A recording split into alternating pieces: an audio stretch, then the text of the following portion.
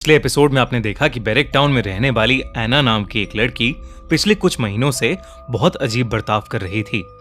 उसके पेरेंट्स भी उसके इस बिहेवियर की वजह को समझ नहीं पा रहे थे। वो अपना सारा वक्त अपने कमरे में ही अपनी क्लाउन डॉल के साथ बिताती थी। दूसरी तरफ रॉबिन नाम के एक लड़के का घर आते वक्त एक भयानक क्लाउन से सामना हुआ, जिसके बाद वो गुमशुदा हो गया। रॉबिन को ढूंढने के लिए पुलिस इन्वेस्टिगेशन शुरू हुई, जिसके चलते उन्हें रॉबिन की लाश एक पेड़ से लटकी मिली और उसके चेहरे पर किसी ने क्लाउन जैसा मेकअप किया हुआ था। उधर एना के बगल में अब क्लाउन डॉल नहीं थी, बल्कि एक क्लाउन खुद था। अब आगे 15 साल के रॉबिन का इतनी बेरहमी से मर्डर हुआ था कि पूरा बैरेक टाउन बस उसी की बात कर रहा था। हर न्यूज चैनल पर बस रॉबिन की ही डेथ की न्यूज चल रही थी। कल रात हुए मर्डर से पूरा बैरेक टाउन शॉक में है। किसी ने एक 15 साल के लड़के को आधी रात में बेरहमी से मारकर एक पेड़ से लटका दिया। उस लड़के के चेहरे पर एक क्लाउन जैसा मेकअप भी पाया गया। आइए जानते हैं सीनियर ऑफिसर जेराल्ड से कि वो अब क्या एक्शन लेंगे। हम पूरी कोशिश कर रहे हैं। जिसने भी ये किया है वो जल्दी ही पकड़ा जाएगा। जॉनी भी टीवी पर न्यूज देख रहा था।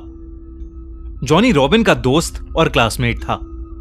पिछली शाम मरने से पहले रॉबिन जॉनी के घर पर ही हैंगआउट कर रहा था। जॉनी भी रॉबिन की डेथ से घबराया पड़ा था। उसकी मॉम उसकी घबराहट को देखकर उसके पास आई और टीवी का चैनल चेंज कर दिया।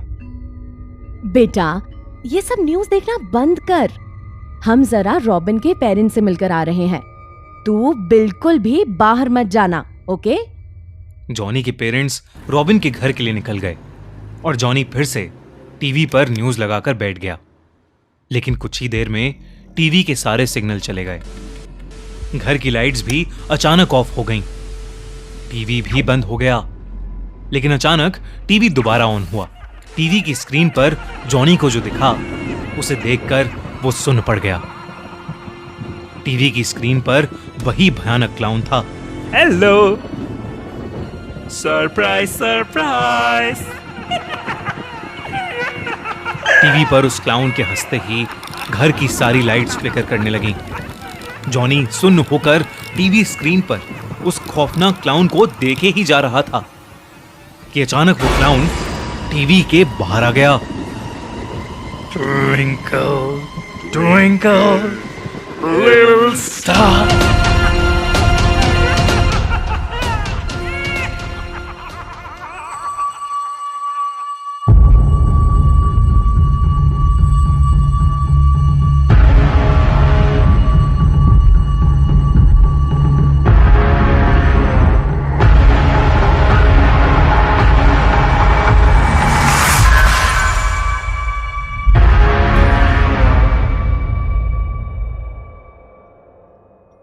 एना का घर अब भी सजा हुआ था। पिछले कुछ दिनों की तरह एना आज भी बड़ी मुश्किल से स्कूल गई थी। पर एना की मॉम मेगन काफी घबराई हुई थी, क्योंकि शाम के 6 बज चुके थे और एना अब तक स्कूल से वापस नहीं आई थी। स्कूल 3 बजे खत्म हो जाता था और एना को अब तक हर हाल में घर आ जाना चाहिए था। मेगन ने आस पड़ोस में पता किया तो सभी बच्चे स्कूल से वापस अपने अपने घर आ चुके थे। जो कुछ भी बैरेक टाउन में चल रहा था उससे मेगन वैसे ही बहुत डरी हुई थी। उसने स्टीव को फोन मिलाया और उसे सब कुछ बताया। स्टीव भी मेगन की बात सुनकर बहुत घबरा गया था। वो फौरन ही एना को ढूंढने के लिए ऑफिस से निकल गया। वहीं दूसरी ओर जब जॉनी के पेरेंट्स घर वापस आए तो उनकी जान ही निकल गई। जॉनी घर के हॉल की सीलिंग से नीचे लटका हुआ था। उसके गले में कई सारे गुब्बारे बंधे थे और उसके चेहरे पर भी ठीक वैसा ही जोकर वाला मेकअप था जैसा रॉबिन के चेहरे पर था।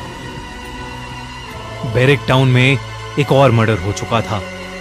जॉनी भी अब इस दुनिया को छोड़कर जा चुका था। लेकिन बैरेक टाउन की पुलिस के हाथों अब तक एक भी सुराग नहीं लगा था। डिपार्टमेंट के सबसे होनहार ऑफिसर जेराल्ड को अभी कुछ महीनों पहले ही बैरेक टाउन में ट्रांसफर किया गया था। जेराल्ड ने कई हाई प्रोफाइल मर्डर मिस्ट्रीज को सॉल्व किया था, लेकिन ये जेराल्ड का पहला केस था जहां उसे समझ नहीं आ रहा था कि आखिर ये मर्डर्स हो कैसे रहे हैं। मर्डर्स लोकेशन पर किसी के कोई फिंगरप्रिंट्स भी नहीं थे, एविडेंस के नाम पर भी थे तो बस कुछ अतरंगी से दिखने वाले गुब्बारे जिन पर अजीब से चेहरे बने थे।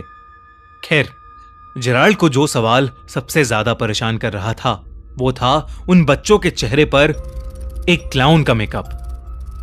जेराल्ड ने अपनी पूरी इन्वेस्टिगेशन टीम को शहर में जितने भी क्लाउन या सर्कस वाले थे उनके बारे में इंफॉर्मेशन निकालने के लिए कहा। उधर किसी के पास भी एना के बारे में कोई इंफॉर्मेशन ही नहीं मिल रही थी। स्टीव और मेगन डरे सहमे से पूरे बैरिक टाउन में एना को ढूंढ रहे थे। तभी स्टीव का फोन बजा और उसके फ्रेंड पीटर ने उसे बताया कि एना को किसी ने बैरिक टाउन ग्रेवयार्ड जाते देखा था। स्टीव और मेगन तुरंत बैरिक टाउन ग्रेवयार्ड पहुंचे। उन्होंने देखा कि एना की बाइसिकल उस ग्रेवयार्ड के बाहर ही पड़ी है। वो फौरन अंदर गए। एना उस ग्रेवयार्ड के अंदर बैठी रो रही थी।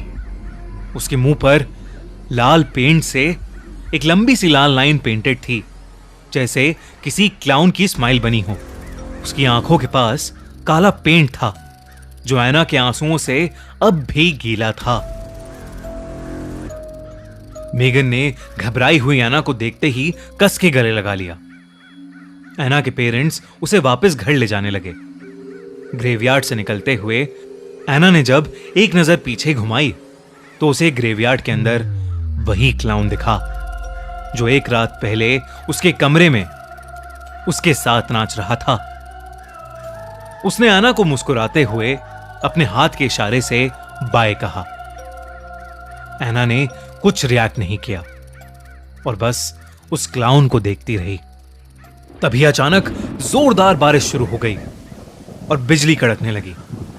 उस बिजली की कड़क में वो साधारण सा दिखने वाला क्लाउन अचानक से वही एक खौफनाक क्लाउन बन गया जो रॉबिन और जॉनी को उनके मरने से पहले दिखा था। चीजें अब और भी ज्यादा पेचीदा होती जा रही थी। तभी ऑफिसर जेराल्ड को इस केस से जुड़ा अपना पहला ब्रेक थ्रू मिला। ऑफिसर जेराल्ड के केबिन में उसका एक टीम मेंबर आया और उससे बोला, एक क्लाउन के बारे में कुछ इंफॉर्मेशन मिली है। I think you should see it. क्या मिला है ऐसा पुलिस को? क्या पता चल गया है उन्हें कि कौन है वो क्लाउन? क्या वो क्लाउन ही लोगों के मर्डर्स कर रहा है या इसके पीछे कोई और ही राज छुपा है?